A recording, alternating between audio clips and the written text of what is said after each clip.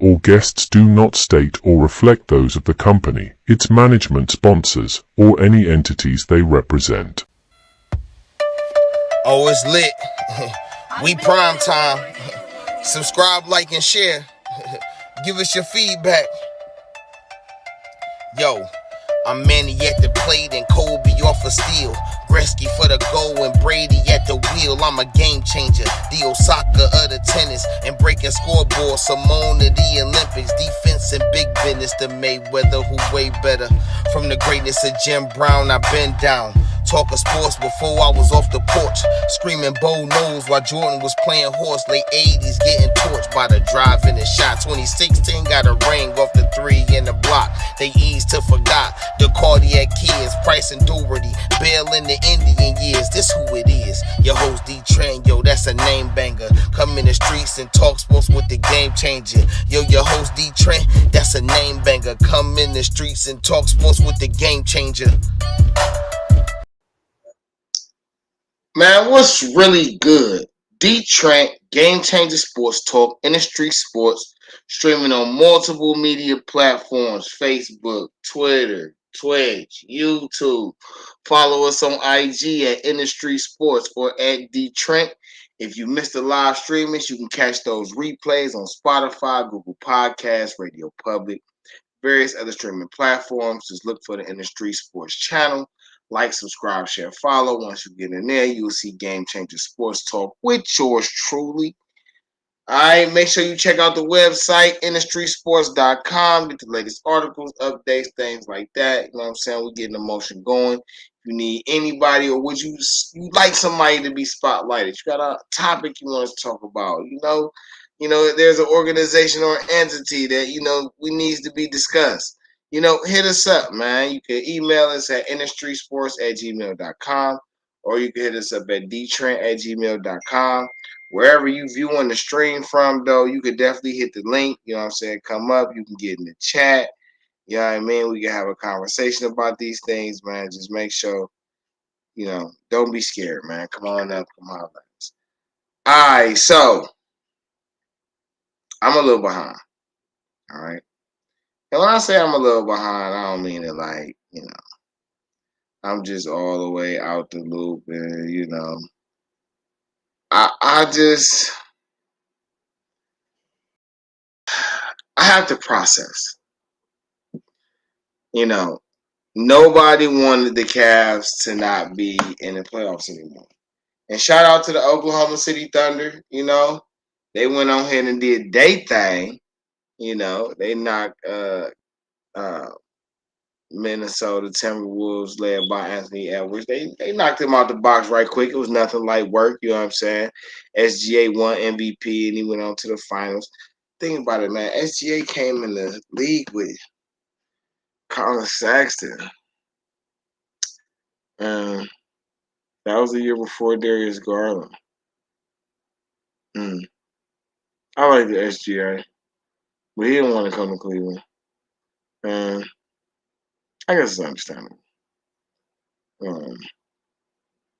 But nonetheless, shout out to the Oklahoma City Thunder organization, Sam Presti. I can't say their coach's name correctly, so I don't want to screw it.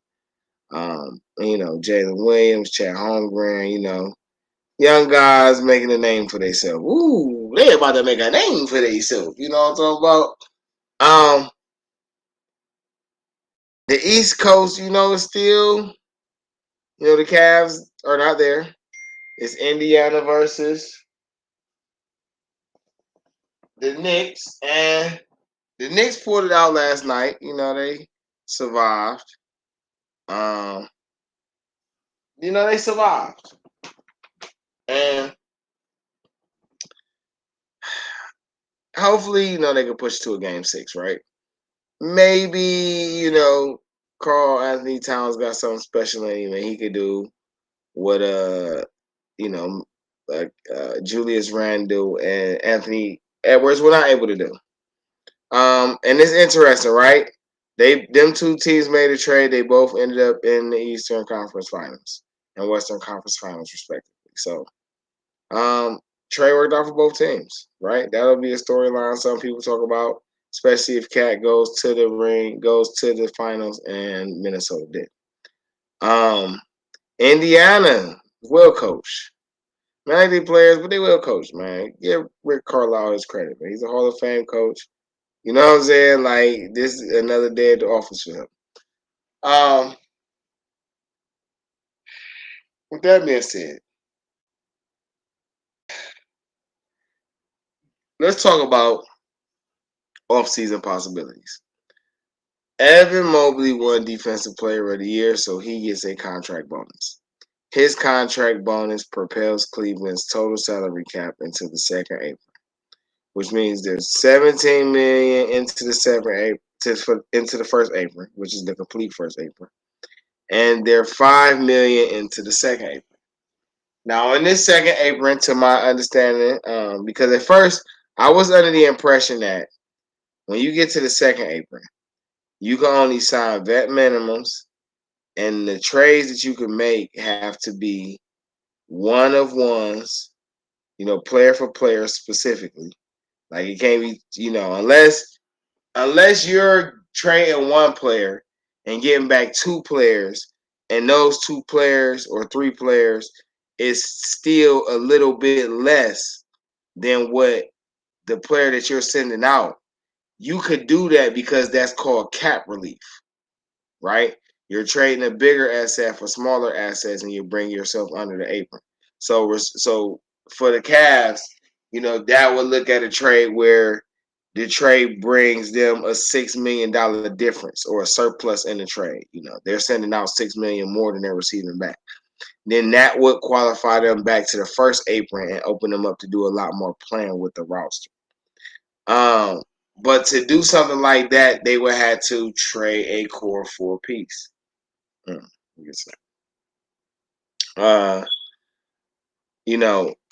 I say, they can't sign and trade, which is something I thought they could do, because I figured as long as it was still a one of one, that you could re-sign your guy and trade him. But I guess for the way that they changed the rules on how signing and trading works to make it more team friendly per se, and player benefit friendly, that may have an influence on why, it's not like that like I originally thought it was. So, what should the Cavs do? Reports came out and said Mobley and Mitchell are the untouchables. All right. There are so many people who's just ready to break the team up. Even though I was saying all year, it's a young team. They're not expected to win. As long as they make it to the second round, they cool. We'll worry about that when we get there. I kept saying they need to figure out how to have four different lineups where only one star is on the floor, and that star is the main offensive vocal point. You know what I'm saying? For that set of players. I kept saying that. Hey, he need to play his bench more so he can trust his bench when it comes to playoff time. You want to listen? This guy's foot speed. This guy, listen. What you drafting these guys for if you're not gonna let them play? It's just a waste of time. So, me personally, I don't want the Cavs to break up anything unnecessarily. I think moving Hunter to the starting to the starting small forward is a smart move. But I also too feel like Jared Allen, man. I ain't gonna lie. Like your ability and your, like kind-heartedness and shit, like that's fire. You know what I'm saying? We like you, Jared. But we were out for winning championships. Jared Allen, you have potential feet work. You need a back to the basket game. And a back to the basket game require you to bulk up and play heavier. It may take away from a little bit of your speed and athleticism if you don't work it out the right way. But you need a back to the basket game. Okay? You should be a walking 20-20 or 15-15. But you're not, because that part of your game you just ain't grew. And you're older than Darius and Mobley. Darius is 24, Mobley is 22. So if I'm going to start trading players, it won't be Mobley or Garland, to be honest. You know what I'm saying? Like, and this is just me personally. I wouldn't break up none of that, though. Let me stay on that train of thought. I won't break up none of that. Hunter will start. Allen has to develop a back to the basket game, and we have to start running the offense from the inside out. That means Allen catch him in the back to the basket. If he ain't got it, he should be able to kick it to the mid range to hit Mobley for a shot. If Mobley ain't got it, Mobley she has an option of hitting it to any one of the other three players for an open look. If Garland get it, he can shoot the tray, or he can penetrate, finish, penetrate, pass. Hunter, same thing. Mitchell, same thing.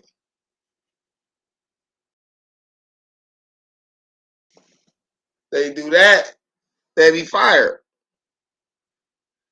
I don't think they should bring back Ty Jerome.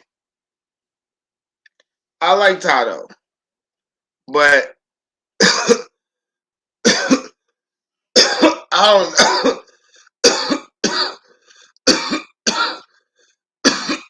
I feel like Ty Jerome should be a better quarterback of the offense. And because of his slow foot speed and his quirky way of getting off shots, he should be a pass first guard. And he is not. And to me, that was the biggest thing about Ty Jerome that stood out to me in the playoffs.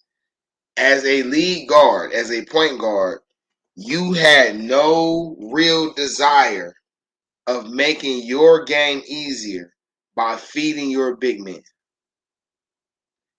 I didn't like it. I didn't like it. All right?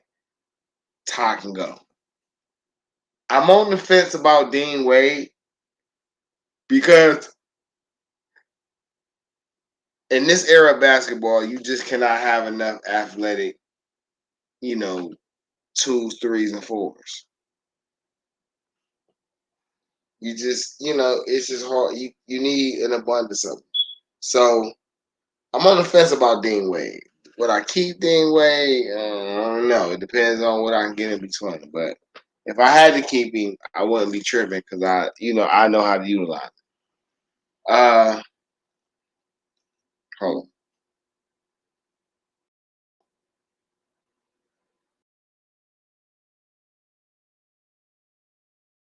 I was a little parched.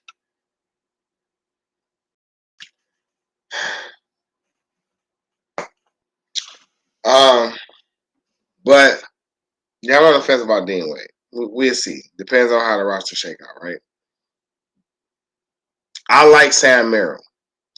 I like the combination of Sam Merrill and Craig Porter Jr.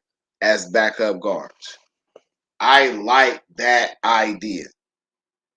I also like the deal so much because I feel like this next season is the year that Okoro should be allowed to have a green light off the bench to grow his offensive game.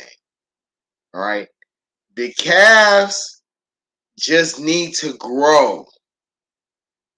The drafting has been good. The potential is there. They're just not allowing these guys to gain the experience on the job, which makes no sense because the game is still basketball. It's still basketball. So your job is to make sure your player is strong enough mentally and physically to go through the grind. It's basketball.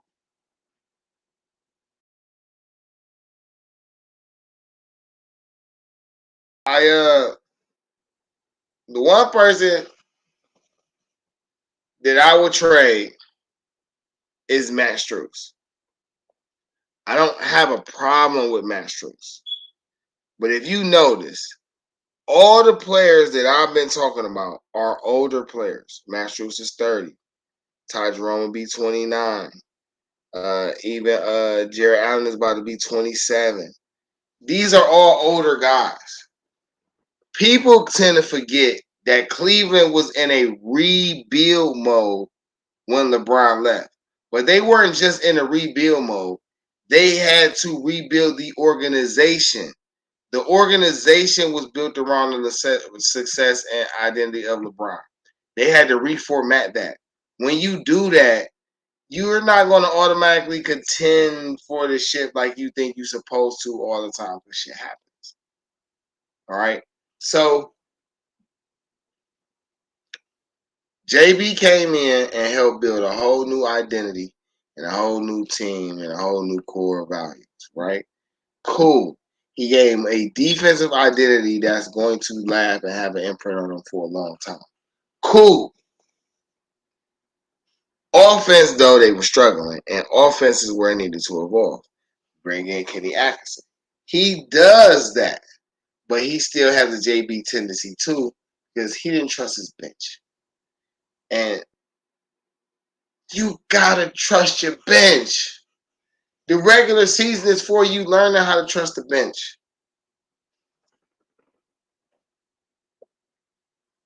So,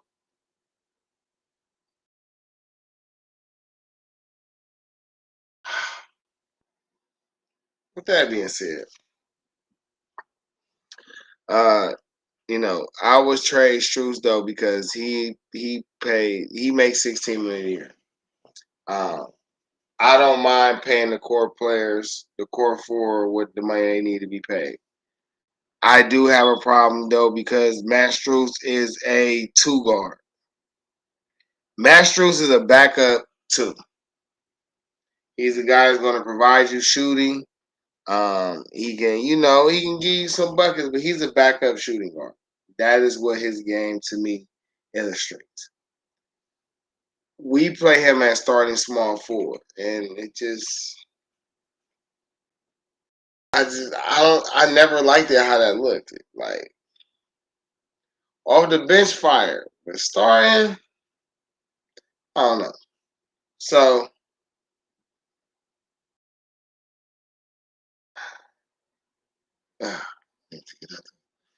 so I feel like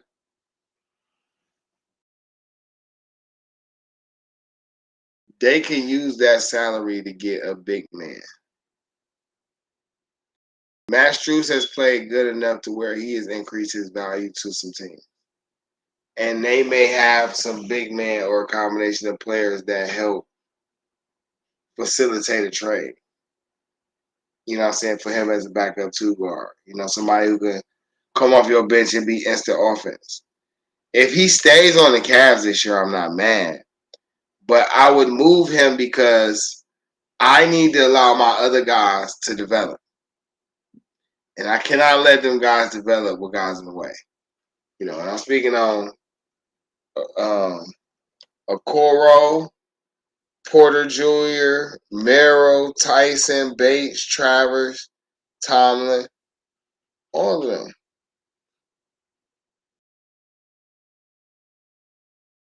And he'd be able to get better. The one thing that's crazy,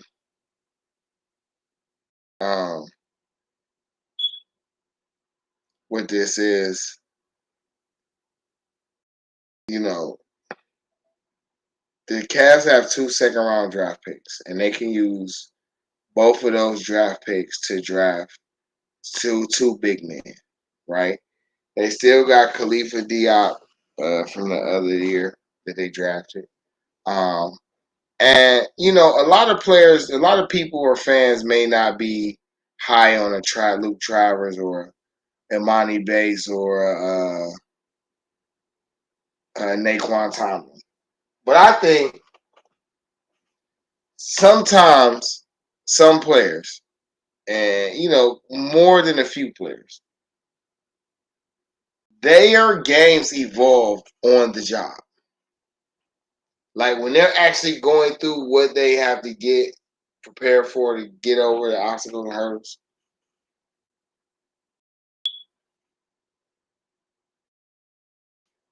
So, and I seem a little scatterbrained because I'm thinking about all these different trade ideas I keep hearing about people breaking up the team. And it bothers me that people want to break up the team. Like the core part, Garland, or Mitchell, or get out here Allen, we can get Mobley for Giannis, or I just, I don't understand that. Strus is a guy, if you take away his shots, if you take away Ty Jerome shots, you got all these other shots for all this young talent down there that you got. Guys who are 6'6", 6'8", 6'9", 6'10", the type of shit that you need to go with your team. Sam Merrill has been here, I think this is his third season, about to be coming up on his third season with the team. He went from a shooter to a defender who could shoot, okay? And I feel like if Sam Merrill developed any type of ball handle, if Sam Merrill started being able to take you off the dribble, if he even get a small bit of a white boy handle, a white boy handle, okay? Oh, this shit is ugly. If Craig Porter Jr. becomes a better three-point shooter, oh, this is crazy. You're looking at a nice combination of guys who can grow together. All right? I believe in Bates. I believe in Tyson. Also believe in Okoro. Okay? Okoro could lead the bench, right? And you can give him the green light. Hey, I need to see what your offensive potential is. So I gotta just let you go play free on the offense. Go get the shots you want to get on offense. Let me see what your game is, what you want to do. This is what you coming back and showing me next year. You the sixth man. You are sixth man now. Okoro, you the sixth man. All right? We're going to find you a big that can be the seventh man. And we going to let these young guys figure out who going to be the eighth and ninth man. We going to let them fight for it during the year. But if you get a Okoro and you get you a nice big, you cool. This is why I say you trade Matt Strus, because that $16 million could get you a big. You don't need the best big in the world, Craig. You need a big who can play with his back to the basket and rebound at a high level. If he can play defense, great.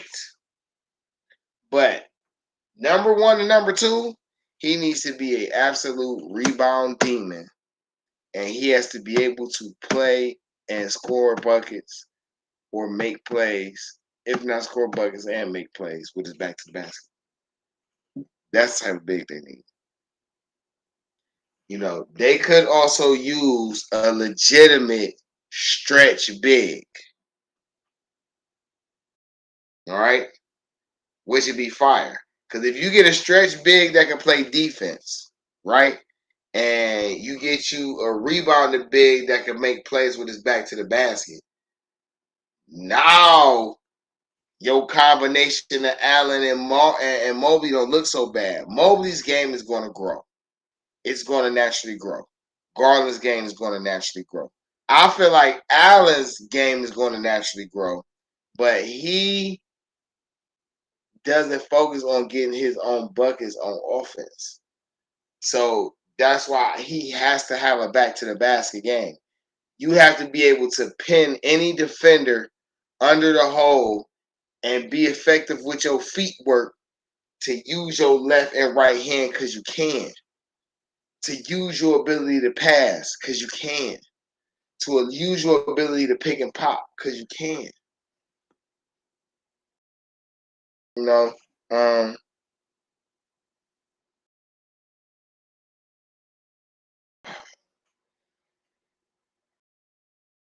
I was happy for the Cavs this year, but Kenny Atkinson got outcoached in the playoffs, and I think people need to accept that that's what's wrong with the team. Kenny Atkinson got outcoached. They're not going to be able to run it back with the team because Ty Jerome is not. They're not going to be able to keep him, and I don't think they should be pressed about it. Now, if you could find a team, and this is what I think is likely, they could find a team that has the salary cap to just take Matt Strus outright for a draft pick. I think you could get a late first, a mid round or a late first for Strus. I know it seems far fetched, but with the way the cap work right now, with Strus having, after this season officially ends, him having 2 years left on his deal, that 16 mil is going to be attractive compared to what else is going to be out there. And a team who feel like they are 1 or 2 bench pieces away might be willing to sacrifice that first round pick this year. Now, I ain't saying it's likely. I'm just saying it's possible. I would at least poke the bear. All right. DeeTrynt, Game Changer Sports Talk, Industry Sports, streaming on multiple media platforms: Facebook, Twitter, Twitch, YouTube. Follow us on IG at Industry Sports or at DeeTrynt. If you missed the live streamings, you can catch the replays on Spotify, Google Podcasts, Radio Public, and various other streaming platforms. Let me switch sports for a second.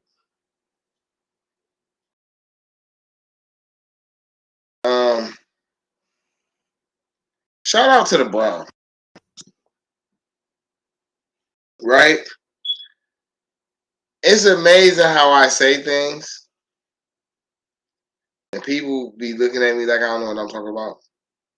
And then when it happens, nobody wants to really give me my credit. Crazy.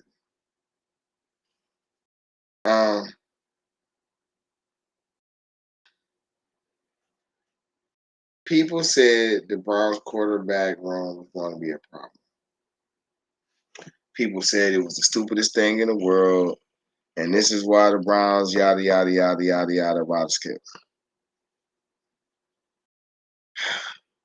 I said they have every level of experience they need to have in the quarterback room surrounding 2 rookies.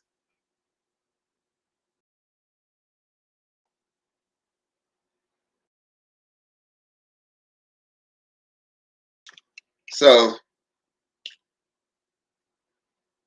they have a Super Bowl winning quarterback in the building fighting for a spot. They have a once top 3, the Michael Jordan of football quarterback on a roster for at least another 3 years. They got a former first round pick from a division rival. And then they got their own 2 draft picks that quarterbacks that they took in past draft.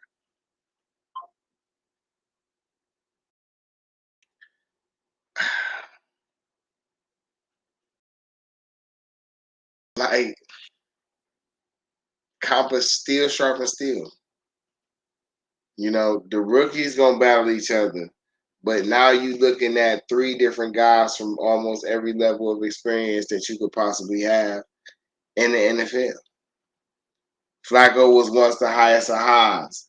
Wacko Flacco, right? Because just like he can throw you in the game, he can throw you out of the game. But when he's good, he's really good. And when he's bad, he's bad. You know. Then you got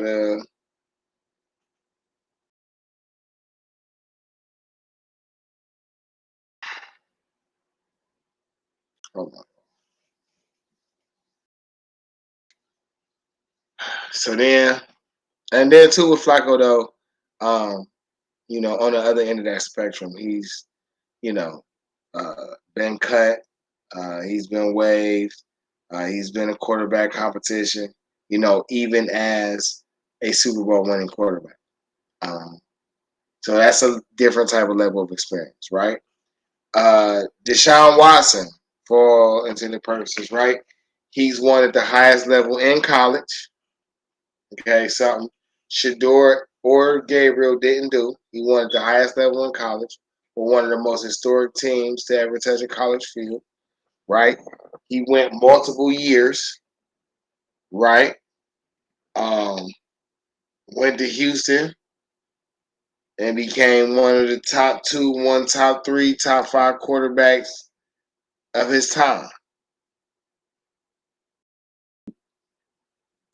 He's also been injured. He's also been suspended. He's had his name smeared through the media and tabloids. So just on those two quarterbacks alone with Deshaun and Flacco, it's a whole lot of highs and lows and levels of experience between these two guys. So that's great for the young rookies because, in meeting rooms is just chopping it up, shooting joint, they don't have their side conversations and whatnot. And so, and then with Kenny Pickett, former first rounder, went through this, stayed with the organization, but they ain't believe in him. So, the quarterback room, I just thought it was a strength. I thought that from the jump. It was a strength. But even with that being said, I love how Cleveland makes a spectacle out of everything. And the media is crazy. Okay.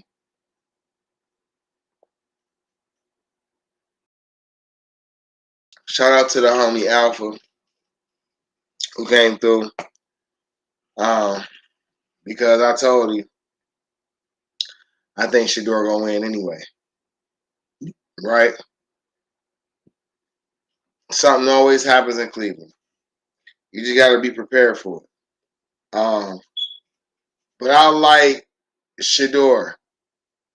I always said Shedeur fits this system to a T. I don't think he's disappointed in that segment, the segue yet from what people have seen. I feel like there's a lot of steel sharpening steel going on in that quarterback room. And I think that type of competition is spilling down to the rest of the offense. And it's genius because that's what you want. You want guys playing hard and aggressive like they really playing for their last meal. So, with that being said, though, y'all, I'm about to cut on y'all. DeeTrynt, Game Changer Sports Talk, Industry Sports, streaming on multiple media platforms: Facebook, Twitter, Twitch, YouTube. Follow us on IG at Industry Sports or at DeeTrynt. If you missed the live streams, you can catch the replays on Spotify, Google Podcasts, Radio Public, and various other streaming platforms. Mine had a crazy little stretch of work.